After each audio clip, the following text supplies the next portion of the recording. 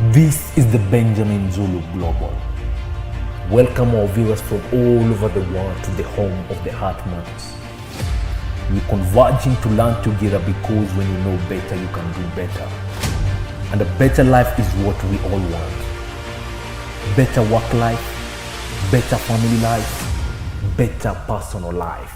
Hello ladies and gentlemen, welcome. My name is Brahma Lopio and I know most of us are very much aware of the term breakup, all right? Now today we're going to give you reasons as to why that person left you without breaking up with you. Why is it that your partner left you without breaking up with you, Benjamin? and the word says, if you can't seem to stay away from each other, it means you love each other. Exactly. So if they keep coming back, it means you are really meant to be. Yes. If they keep calling, you should just accept, you just get married. Mm-hmm. So the world mistakes inability to be decisive and to move on with your life as if it were true love. The truth is in the opposite direction. Yeah. Your true love comes from three things. We connect well, we flow. Number two, we are committed to make it work. Number three, we are aligned on the higher issues. Yeah. Let's repeat.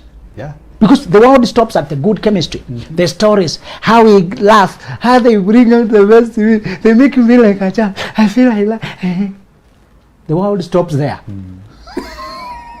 They don't go to how committed you are to change, transforming the rough edges in your personality, unlearning your bad habits, stopping the smelly behaviors. You know, some behaviors actually smell. How dedicated are you to work on yourself to make this work? Yeah. Okay, again the paradox. She will love you as you are, but she won't let you remain where you are. That's the right person. Yeah. So you fall in love as you are, but you must continue growing, transforming. Yeah. Many are not committed to growth, which means they can't sustain that marriage. They can't sustain a union. They're not ready for trouble. They just wanted a hit. You know, a hit is just an encounter. You're looking for a journey, they're looking for An encounter, hit. So they want collision. You're looking connection. So between connection and collision. So a lot of people pop in and out looking for collisions. Yeah. Good experiences only. I can't stay there and then you challenge me to change my view, change my attitude, learn a new thing, stop doing this, talk to people better, improve my mood, stop swinging, be more steady, show up more, work more. I mean, talk my mind, accommodate other opinion. That part, no, that one, no. They want just a night, not a life. Night. Because I want to sleep with you. They don't want to live with you. They don't want to wake up with you. They don't want to rise up with you. They don't want to grow with you. People are looking for the sweet part. And when they try to steal from your life, only when they need, people call it love now. Yeah. Most of what people call, we were in this relationship for 4 years. It was a theft arrangement. It was an arrangement to keep stealing and sneaking and running and stealing and sneaking and running. And because the world does not care about connection and peace and steadiness, they call that addiction to be love. Yeah. When people can't get away from alcohol, you don't say they were meant to be together with alcohol, do you? No. If they can't break away from cocaine, you can't say their destiny was Cocaine. So why are we using the same language when people can't get away from an entanglement, from a sexual high, from dopamine high they get from that girl who's so toxic? Why are they saying it seems like destiny? The hormone responsible for addiction is called dopamine, and it is released. It was created for pursuit, but when you abuse it, you get addicted to the thrill of pursuing the wrong things. And then they call it high. They don't know what they're calling high. It's not the substance you take that gives you high. It's the dopamine it stimulates. Yeah. It's not the makeup. They're going back together. They're getting back to the patch up. It's the dopamine. It's the dopamine. that dopamine allows fantasy, to imagine how it will feel. The right thing, you pursue it by dopamine, but you sustain it by oxytocin, serotonin, other satisfaction-related hormones. Hormones, yeah. And the problem with defining love is attachment, addictions, that you will not know when to stop loving. Society teaches how to fall in love, not how to wake up from. Hey, if you're teaching me how to fall, you should also teach me To wake up from. I can't teach you how to get into the pool, and I don't teach you how to come out. You will drown. Yes. Some pools are not for you. Yeah. So one person said, I'll teach my daughter how to fall in love. I'll also teach her how to stop loving. People are not taught how to stop. My heart. No, I can't help it. My heart. Your feelings are controlling your life. Feelings are like water. They are good when you're in control. When they're out of control, they drown you. You want to be in charge. Now, so why do people leave but they don't break up? Is when they don't want to start a new chapter of their life. That's one reason. They know if they break up, they're being forced to reorganize and start afresh. Yeah. But then they leave emotionally. They leave financially. But they want you to maintain the social structure, like you are still their person. So they can talk like they are married, but they go to live in Mombasa. They leave you there as a prop-up. Many people, the marriage ended long ago. They just can't walk away. There's nothing between them, no life between them, no juice, no connection. And they know it. They sleep in different beds. So what is the point? They're just afraid to start afresh. Yeah. And so they become old enemies. Imagine a person who used to be friends and you fell out, now you have all this resentment, and you're still staying in the same house. And you're still meeting there, and you can. One guy was simply poisoned. They know the woman poisoned him. They were already sleeping in different bedrooms. He had started now moving on, and you are still in the same house for the sake of the children. The children can see there's no love. Remember, our daughters are becoming lesbians, boys becoming gays for seeing that normal marriage is too painful and fake. Yeah. They try other things. They go try other things. You don't know how your children's life will turn out. When your marriage turns sour, you should make the right decision to teach them how to handle those situations. In fact, always make the right decisions for the sake of the children. Don't fake. Don't live where it's not true for the sake of the children. You are teaching them fakeness. Yeah. You're confusing them. They might give up to see all that pain and emptiness. It's not happy when you have to break up. Neither is it happy when you stay and you're no longer together. But the children can learn that people can handle breakup maturely. Yeah. Because children are watching, do right. Be real. Be authentic. Because they are watching, don't stay in a place where, because they are watching, don't lie to yourself. Yeah. Because you are showing them, you are ahead of them. Many people stay out of fear, but they quote children, not their own fear. So the first reason people leave emotionally, physically to a different bedroom, financially that they no longer participate in paying, energy-wise they're no longer talking, they're no longer available, not coming home. Some people come home way late. They leave early, come late. What are you doing together? They're married to alcohol, married to their groups. What are they doing there? They don't have time for family. So what is going on? They left. They just don't break up because I want you to raise a home for them, maintain a name for them, make them look like they're still married, like they're still normal, like they're still okay. They're using you to put up a false image that they're still married. Yeah. So it's not love. They're using you. There's a generation that used to talk like when a man disappears, he comes back after many years, you should get him back, take him back. It means you have won over the other woman. You should have a life. And when a person leaves, you go to your life as well. Even if you're the one who has built, you're the one who has done a lot of building there, you're the one with the children, and the person has decided to leave, let them go. Okay. But they have nowhere to come back. One guy was saying the father abandoned him for about 20 years from the time he was born. Then he's appearing when the guy has some money to ask for money. And I told him, he left you for the dead. He should continue to live as if you are dead. And people may think, oh, is it a hard line? Our Lord himself said, if a person wrongs, God try to reconcile. They wrongs again, add more people. For if they don't hear, treat them like an infidel, a person you have no connection with. The way a person lives with disrespect, doesn't want to know about you whether you live or die. You should not let them resurrect in life only to come and use you. If he was coming back to make up his act and say, we could not get along with your mom, I disappeared because of that strife, but I have some money for you, I have some inheritance for you, I prepared some things for you, that would be a more acceptable thing. That is something you can put up with.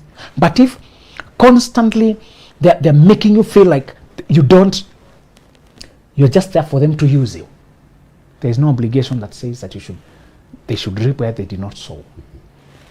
Becoming a parent is more than siring a child. Yeah. It is giving life. The life they give, the friendship, the presence, the investment. And many people have mismanaged their lives until they have nobody to support them. So they try to manipulate your parental relationship, that you're their mother, they're your mother, and they want to use that. When they have mismanaged their life, I told you they're unconventional thinking.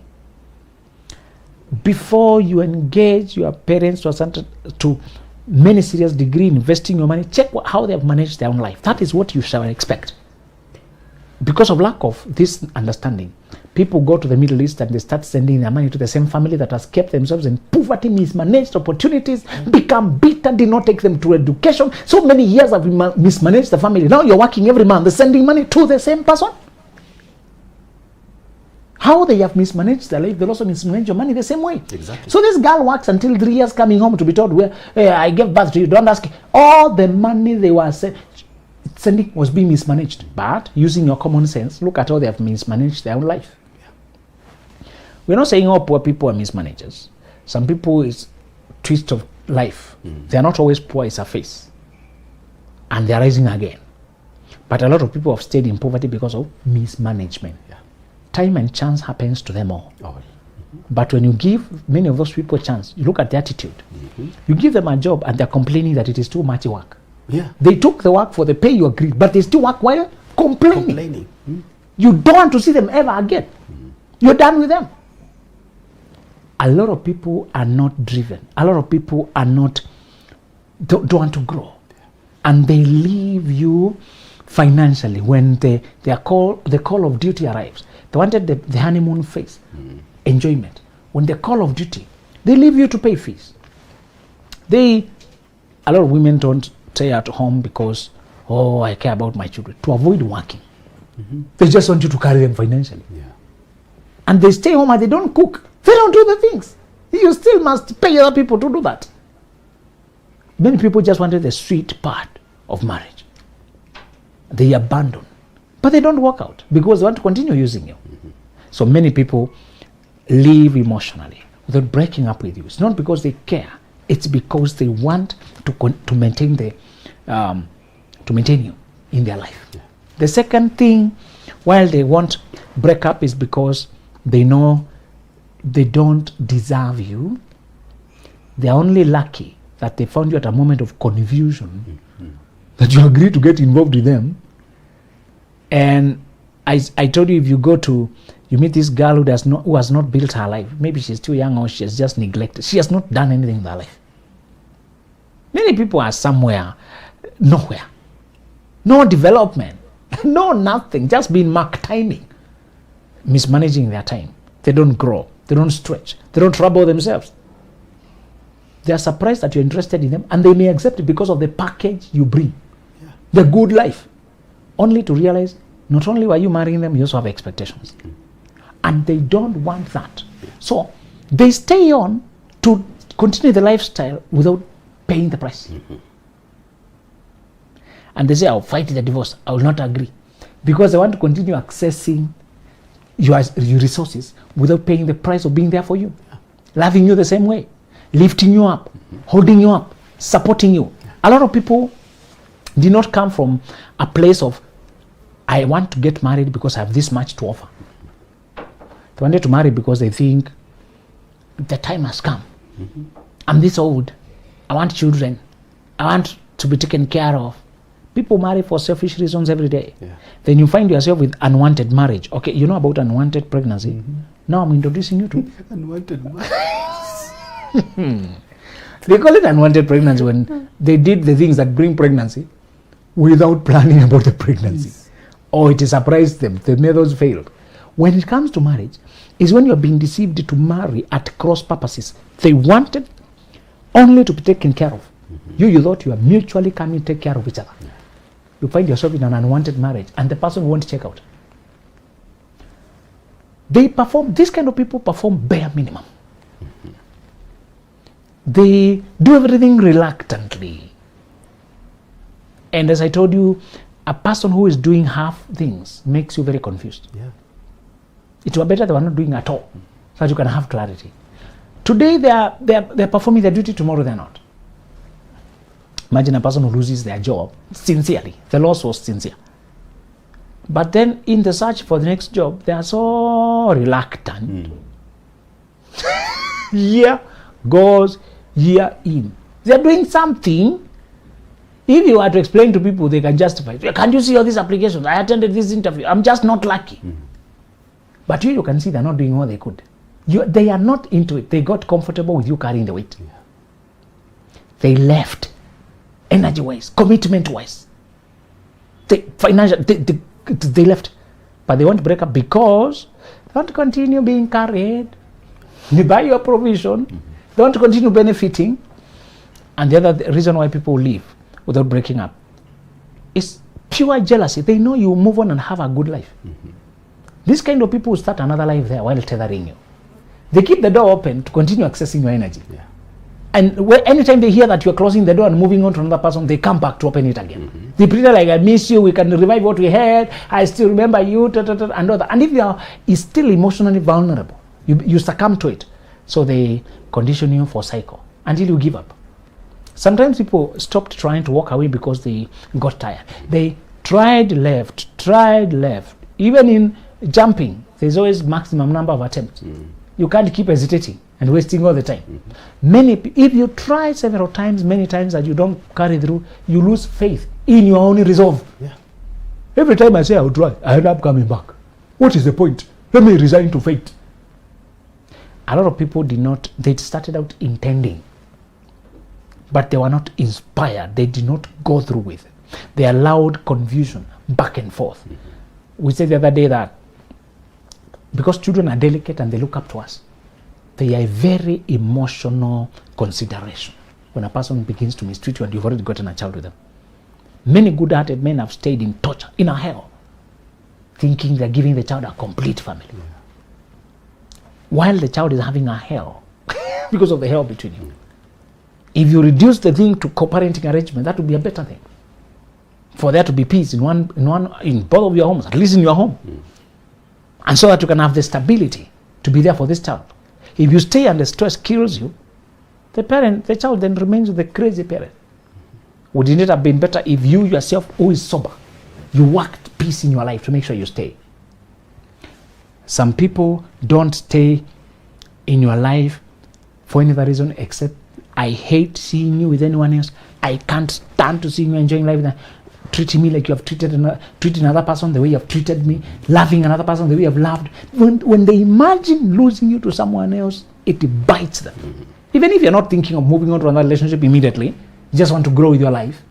So this obsessiveness is never sincere. It's not about you. It's them. What they are getting in you. What they are losing in you. It's a very selfish thing. Because they cling. They don't want to let it go. I'll never let it go. You are likely to be deceived into thinking they care. They love you. It's selfish. They are not giving you. They can't imagine you enjoying life with another person. They don't want to see you happy. We say true love is attracted to you, wants to spend life with you, but they also want to see you happy. Yeah. Even if it means being happy with another person. A person who genuinely cares cannot force. It's impossible. Cannot cling on forcefully. A person who cares what you shall do, that you shall be happy, shall be fulfilled, will release you. What shall you do then if a person has left, but they have not left? You know they are not here. You know they are cheating out there. You know they are emotionally absent. They've migrated their job to Lokichogio.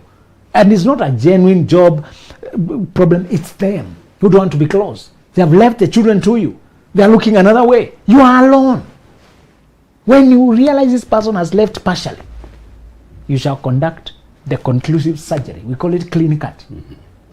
Clean cut when you release yourself to actually know you have clarity. Yeah. When people hang in your life without being present in your life, they precipitate paralysis of dilemma, not knowing whether you are single or you are taken, whether you have somebody or you have not. And if you are not careful, years can go that way. Yeah. 10 years, 20 years. By the time you realize, all your years of energy are gone. You've never had life. When people are not present and they keep, you discuss it, they improve for 2 days, they go back. And you know, being absent can be, you're in the same house, but they come in the house and they retreat to their own social media, to their phone, to another life. You are alone emotionally.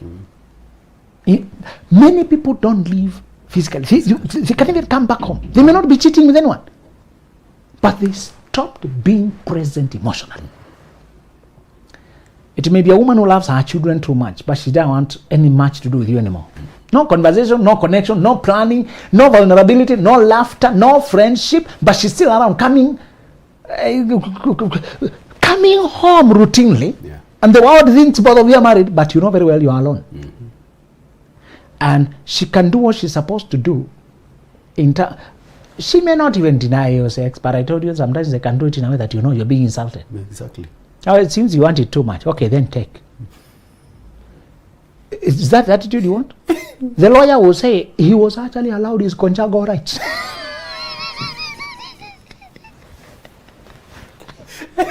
The lawyer, be careful with lawyers. Do you want intimacy to be merely conjugal rights? Is that what? Let's say you have a right to kiss me. A right to kiss. So now you have given a court order to come in. My right. Relationships cannot be dictated by law. Exactly.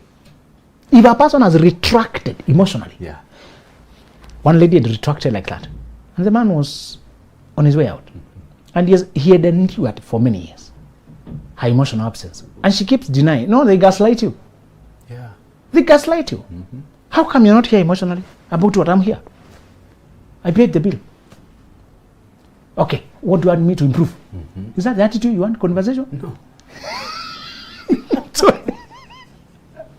So you tell them, let's talk more. Okay, they come sit there. So what do you want us to talk about? Let's go out more. All right, tomorrow 5 p.m. Then you go to Kempinski. Quiet on the road, playing radio. We are in Kempinski. What do you want to eat? Is that what you want? No.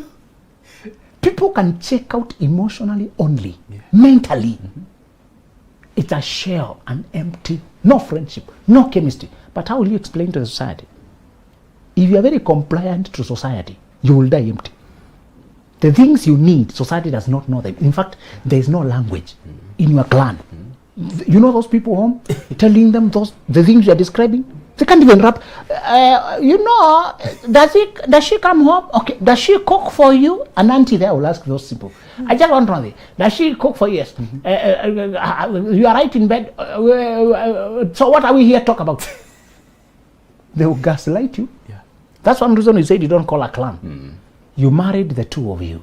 You should work it, the two of you. Yeah. When you need professional help, pay professional help. Yeah. When you pay, it's an independent, neutral help. Mm. This person is not in your life to stay. When you bring these other people who have conflict of interests, your marriage is their baby. You know, some people, your marriage is their baby.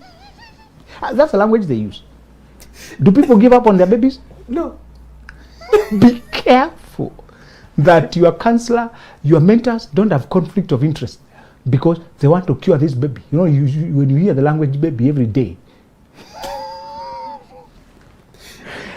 it's to say sometimes some people married because of rite of passage. Mm-hmm. It was the age for marriage. She's 28 and even her younger sister is married by this point. And people wondering whether she's normal. And there are people who have checked out emotionally from life. They're so wounded. But they dress nice, smile, and come to work. And here is Brahman who thinks she can make a perfect wife.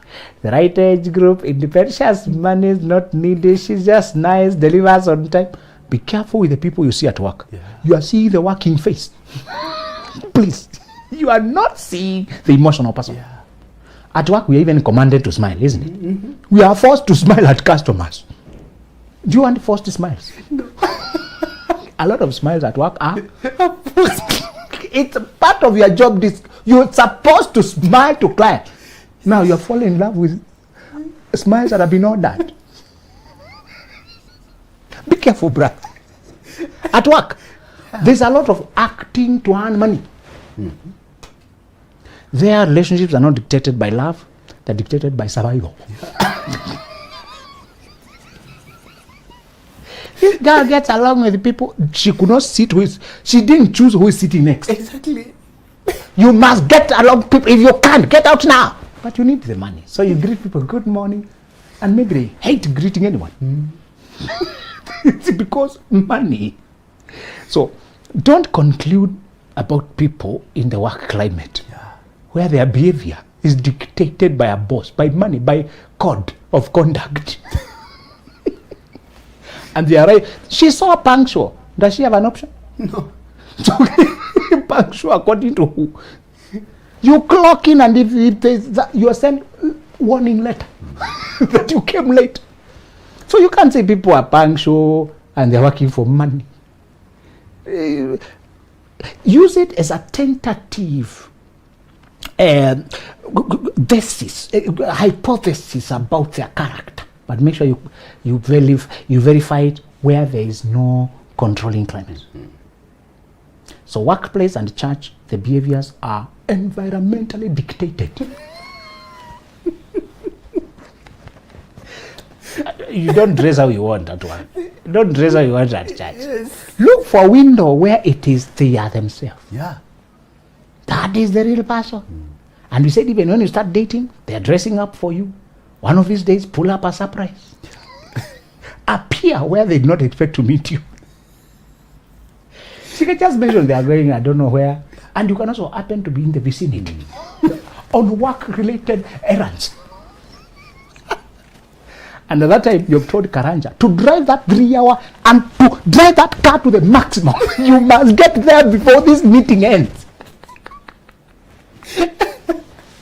And you pay him, and he is there by 5, nearly. Just to appear. Oh, you know what, my boss, I didn't know you were sending me. He said, I didn't know where it was. Did you say you're in Karatina? Okay. To see for yourself. Then you find there drunken environment or something you would not have seen because you're being dressed up for. Yeah. So there are many good-looking people smiling at the office for money. Mm-hmm. Okay, please, we are not saying everyone. What else are we working? So please don't fall in love with what we do for money. Try and see the person in true colors. Yeah. Some will not even dress like that. Mm-hmm. If they're left to the element, my friend, you see another person you've never seen. In fact, some you marry today, tomorrow they resign. They never loved working.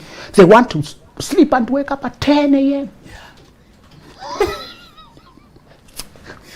Then you put them a shop there, and all the stock gets eaten by cockroaches and rats. My brother, some people are not driven. It's a necessity. Learn people try to create a real life setting, or at least, and one way I told you is to prolong your togetherness in that day beyond the capacity for pretense. Yeah. A simpler way is to go on errands for work or company appointment or some conference someplace. People get tired. Mm-hmm. Especially with social action. We have several of us. Mm-hmm. They hear opinions here, all that. That is more real. It may not be perfectly real, but if you vary your observation and conversations, you can paint a true picture. Otherwise, you pick a very decent, well put together lady, At work, who was always polite and there. And then you marry. At home, you see another human being you've never suspected. Not driven, it's not punctual, doesn't show up. It's very dirty, and yet she appeared very clean. Many of them is only here that is clean. When you go to the house, from the entrance,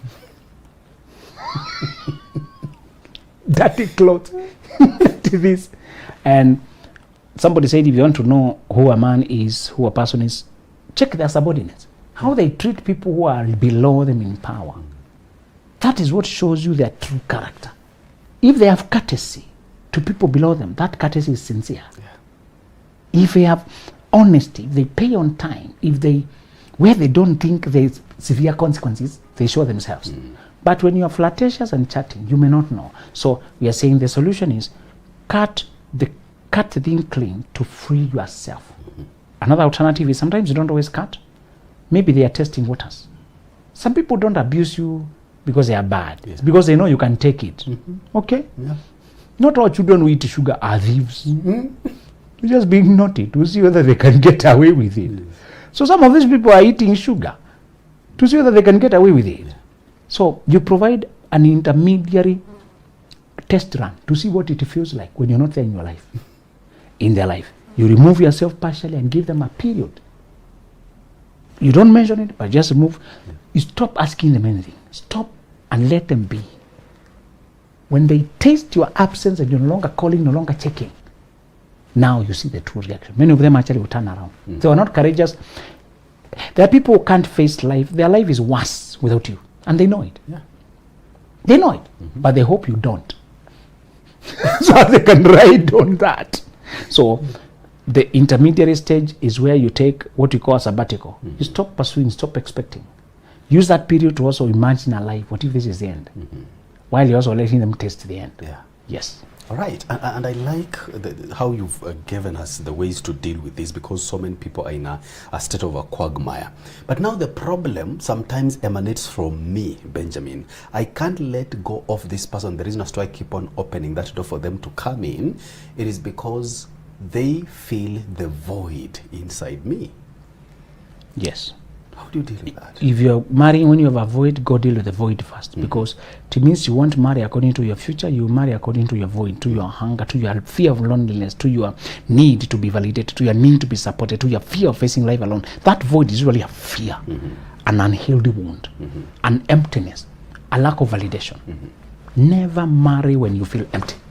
Okay. The marriage will still make you feel empty. Because what they're coming to do cannot be done by an outsider. It will just be anesthesia. It will give you short-lived relief, and then you'll have to still go back and heal, forgive, build yourself, love yourself, validate yourself, believe in yourself, build confidence, talk to yourself differently, build your self-esteem, connect yourself, fill your life with substance. What you're feeling is an emptiness that you're supposed to fill yourself. Supposed to go to marriage when you're feeling healthy, and you want now to merge life with another and create a richer life. All right. Yes. You're talking about a richer life.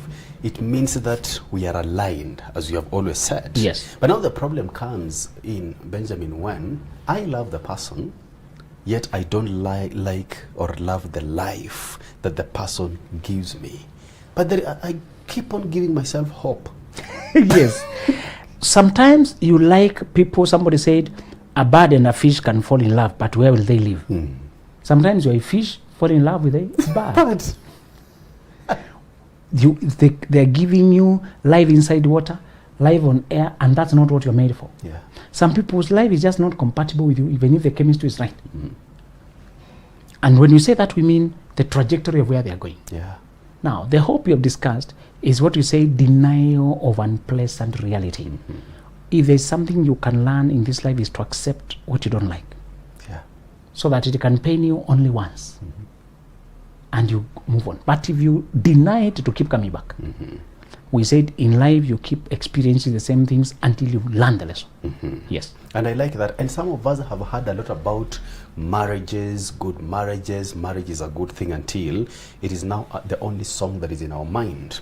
So we keep on maintaining this guy on the hope that someday we're gonna have this beautiful marriage. We have the idea. We love the idea of the good marriage.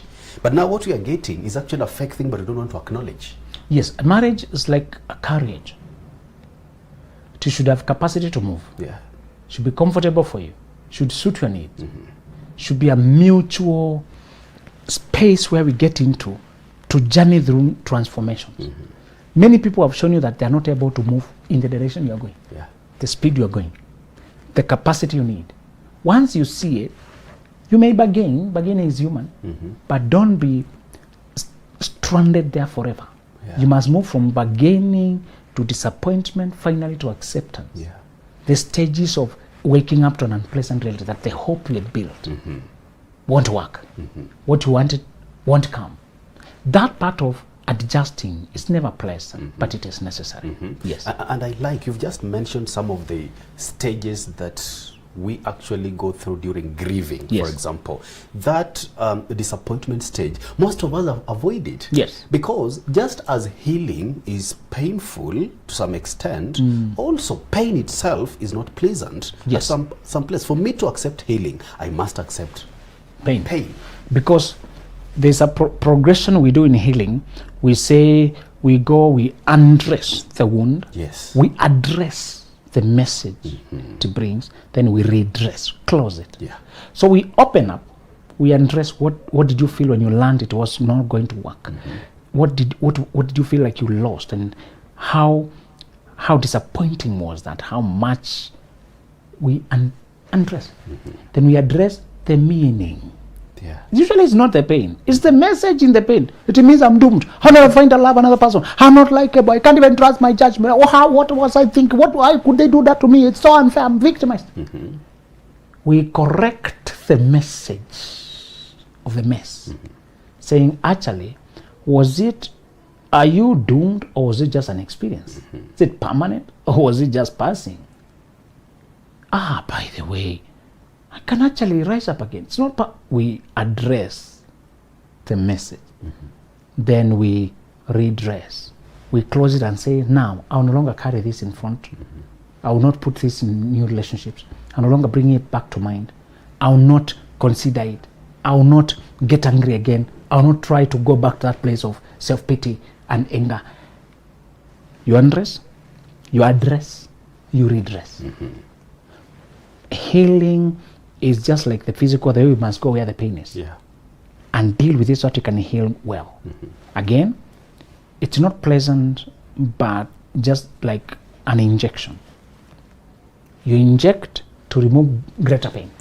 You prick to remove greater pain. So always view life as a journey, and you suffer injuries here and there, disease here and there. And you always need treatment here now. Does not mean you're weak, it means you're human. Yes. And that process, Benjamin, requires an external, somebody on the outside who will help you redress, right? Yes. Okay? A specialist. People like you, Benjamin. But now the problem is, most of us are not looking for specialists because they are going to tell us what we don't want to hear. And yet the nature of human beings is like we like gravitating towards what is soothing us. Yes. Right?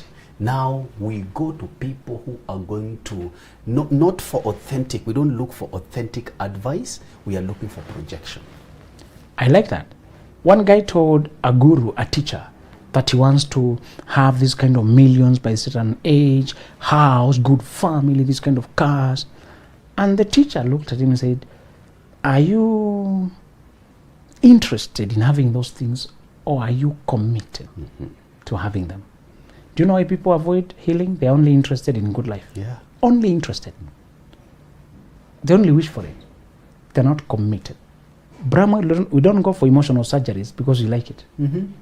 Because we are committed to a healthy life, to a happy life, to a meaningful life, to live healthy, to give better legacy, to manifest. As I told you, your identity is everything. Brahma, your identity, your belief about your origin and where you're going. That is everything. If you believe you are here to unveil the higher versions of yourself, to radiate the ambience of your origins, for people to see you and guess, your creator must be a good person. Your architect must like kindness. You're so kind. Whoever you live for is generous. Whoever you believe in is kind. Whoever you believe in is so forgiving. Probably that might be the only reason you were born. Mm-hmm. Okay, I know we told you to conquer the world. The motivational speaker told you to Conquer the world. Please, sometimes the motivational speaker is just looking for money. Please excuse some boss. Just a job. I mean, he must say some inspiring things for you to buy. Sometimes, Brahman, we are healing because we sense that the reason we are here is to manifest wellness. Yeah. It's to heal the wounded. And funny thing is, life will throw you to the disease you were born to cure. Very weird. Mm-hmm. Very weird. Yeah. Moses is being born to rescue people, and he starts by being victimized when he's a baby. Exactly. What is going on? People are being. Samson is being born to deliver people from Philistines, and the group he conflicts most with. So you can drive a clue to your destiny by looking at your struggles. Yeah. Moses was afraid of a snake. Mm-hmm. When he's running away, God told him to go touch it by the tail. Yes.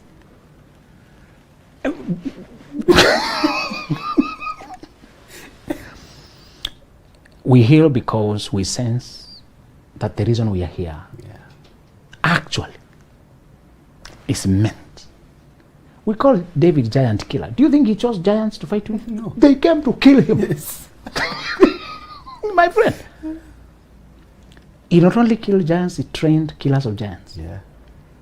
I heard one champion say, when he finishes his journey, he will not go there saying, yeah, look what I did. He say, he will just go with one word. That was just mercy. Mm-hmm. I defeated the Goliaths who should have defeated me. Again, you can play the game of life in reverse. Mm-hmm. I had one guy conclude about the existence of God because he said he confirmed the existence of Satan, and Satan cannot exist. Very reverse reasoning. And sometimes you can use it.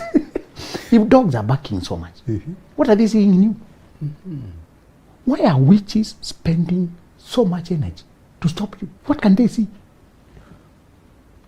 You know, sometimes you don't wake up to go to work because you are motivated. No, sometimes, honestly, okay. I know we want to have pure motive. Okay. Honestly, it's because you know somebody is expecting us to fail. Yeah. It's not always the money, it's a point you want to prove. Somebody predicted that this is your end. Yes. And you know, if you end here, you'll have confirmed that. Bramwell, I want everybody to take themselves to hospital. Yeah. So that they don't confirm their enemy who predicted. Let's see how far you will go. You thought when you get a degree, you'll have a life. Yeah. You'll be broke like us.